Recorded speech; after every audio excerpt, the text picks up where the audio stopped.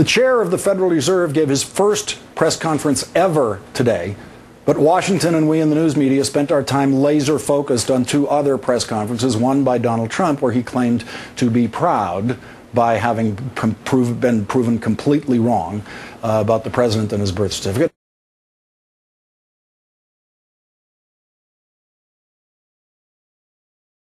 And then another one by the president where he discussed his birth certificate, and he explained that getting the birth certificate out there and getting that controversy dealt with will allow him to get back to the real business of being president and dealing with the real problems facing this country.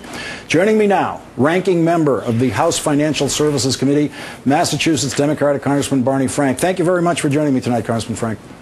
Glad to be here. Congressman, did it help that the president dealt with this birth certificate issue today so that, as he said, he could get back to working on the people's business? Not that he wasn't working on it, but that the media, we were all focused on something else, and perhaps the Congress in some ways was losing focus because of this controversy. Well, Congress wasn't, but I hope it will help, and I hope it will help. I don't expect it to have any effect on Donald Trump or that odd woman you just had on. Although I was impressed to see that Michelle Bachmann acknowledged the error, and but it may help the press get away from this notion that whenever anybody says anything, no matter how outlandish, you have to kind of go down the middle, yes or no. And I think there has been a predisposition on the part of the media to give credence to nonsense as long as it's of the negative side. I will say what troubles me about this is not reaffirmation that Trump is not a serious human being in terms of his intellect or this strange woman you just had on.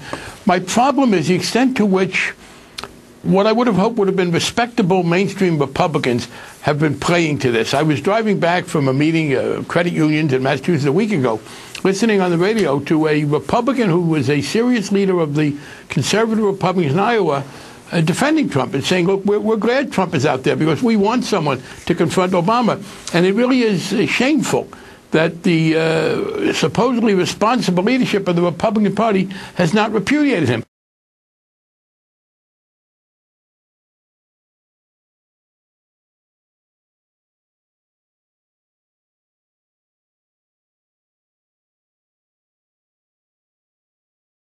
And I'll give you an analogy. People say, well, what would you have done? Years ago, I had people on the left, very few, but some of them, claiming that George Bush was complicit in 9/11, a despicable, inaccurate argument.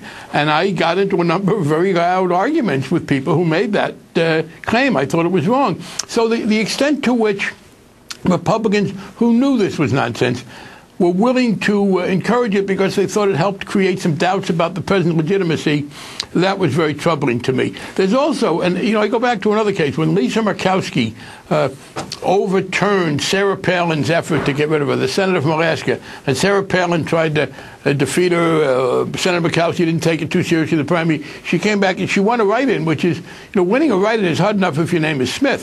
When your name is Murkowski, that's very impressive. And the literacy rate in Alaska is obviously quite high. But what you got from some of the Tea Party people, many of them, was trying to devalue the election process. And this is what they do with Obama. These people apparently can't take losing a fair election legitimately. They have to try and find some ways to undermine the election results. They try to do it to Senator Murkowski because of spelling errors. They try to do it here. And also, as I said, I am disappointed to see the Republican leadership failed to decisively repudiate Trump and to hear Republicans talking about, well, what a contribution he's making to their debate.